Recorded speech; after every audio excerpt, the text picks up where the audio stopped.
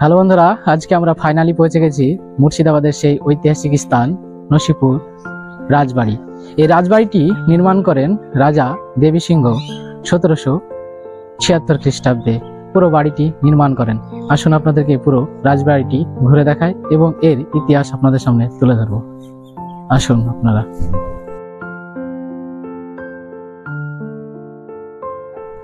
এটা হচ্ছে রাজবাড়ির মেন গেট।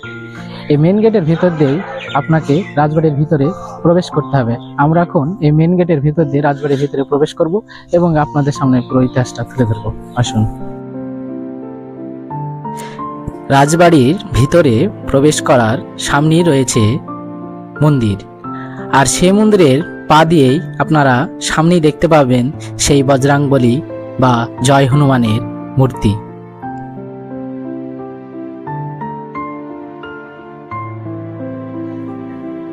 এই যে পুরো মন্দিরটি দেখছেন, এই মন্দিরটি রাজা উদমন্ত সিংহ রায় 1793 খ্রিস্টাব্দে এই পুরো মন্দিরটি নির্মাণ করেন। আসুন আপনাদেরকে মন্দিরের ভিতরের দৃশ্যটা দেখাই। এই হচ্ছে মন্দিরের ভিতরের দৃশ্য, আপনারা দেখুন। পুরো ভিতরটা আপনাদেরকে দেখাচ্ছি, আর মূর্তিগুলো কিভাবে থাকে থাকে সাজিয়ে রাখানো হয়েছে দেখুন আপনারা।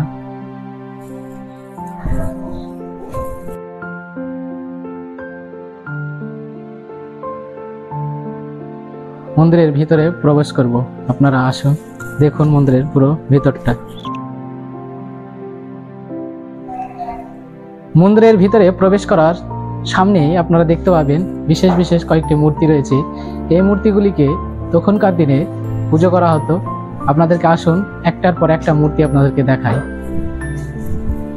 পরের যে মূর্তিটি দেখছেন এটি যমরাজের মূর্তি আপনাদেরকে দেখাই। দেখুন সেই যমরাজের মূর্তি।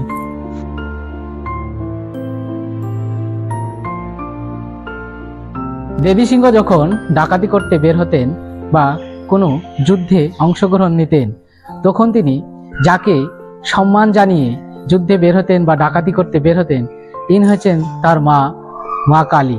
মা কালীকে তিনি প্রণাম জানিয়ে সে যুদ্ধে বের হতেন এবং ডাকাতি করতে বের হতেন এবং তিনি সফল হতেন। দেখুন আপনারা সে মা কালীর মূর্তিটি আজও সে ঠিক একইভাবে রয়ে গেছে। এই মন্দিরের ভিতরে মোট 101টি দেবদেবীর মূর্তি রয়েছে। এই মূর্তিগুলি 250 বছরের পুরনো। এই মূর্তিগুলি শ্বেত পাথর ও কুষ্টি পাথর দ্বারা নির্মিত।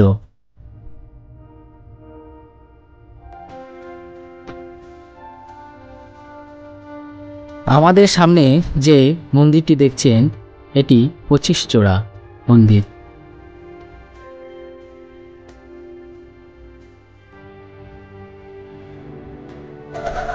মন্দিরে বসে আছে সেই হনুমান।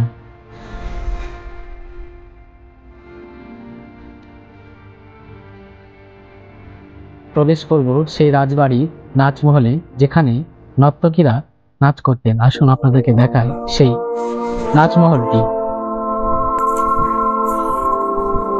এ হচ্ছে পুরো সেই নাচমহল।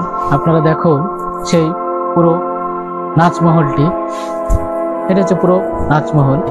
এখানে দাঁড়িয়ে নর্তকীরা নাচ করতেন, আর রাজবাড়ির পরিবারের সবাই চারি সাইডে বসে তারা নাচ দেখতেন।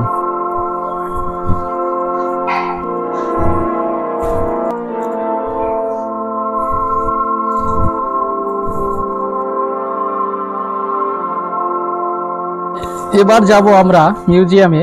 এখানে রয়েছে তৎকালীন যুগের কিছু স্মৃতি এখানে রয়েছে। আসুন আপনাদেরকে দেখাবো সেই মিউজিয়াম।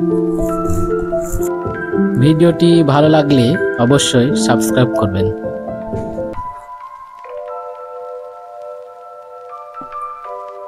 মিউজিয়ামের ভিতরে প্রবেশ করার সঙ্গে সঙ্গে যে ঘরটি আমার চোখের সামনে পড়লো সেটি হলো তৎকালীন যুগের হিসাব নিকাশ করার ঘর। এখানে তৎকালীন যুগের জমিদারের বিভিন্ন কাগজপত্র রয়েছে, সেগুলো আপনাদেরকে দেখাচ্ছি। দেখুন কিভাবে শোকেসে থাক থাক করে সাজিয়ে রাখা হয়েছে। এখন আমরা সেই 250 বছরের পুরনো কাঠের সিঁড়ি বেয়ে দোতলায় প্রবেশ করব। আপনারা ভিডিওটি দেখতে থাকুন। ভিতরে প্রবেশ করার সঙ্গে সঙ্গে আমার চোখের সামনে পড়ল সেই 250 বছরের পুরনো পিয়ানা, সেই রাজা দেবী সিংহের তরবারি, যে তরবারি দিয়ে রাজা দেবী সিংহ যুদ্ধ করতেন। দেখুন সেই তরবারিগুলো।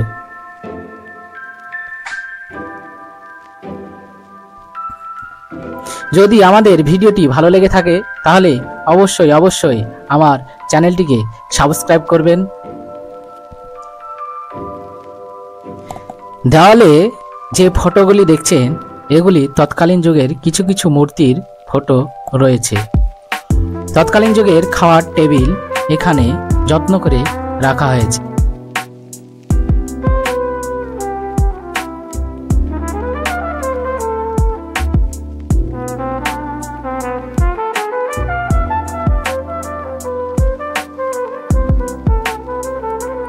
আর রয়েছে অনেক সরঞ্জাম, দেখুন আপনাদেরকে দেখাচ্ছি।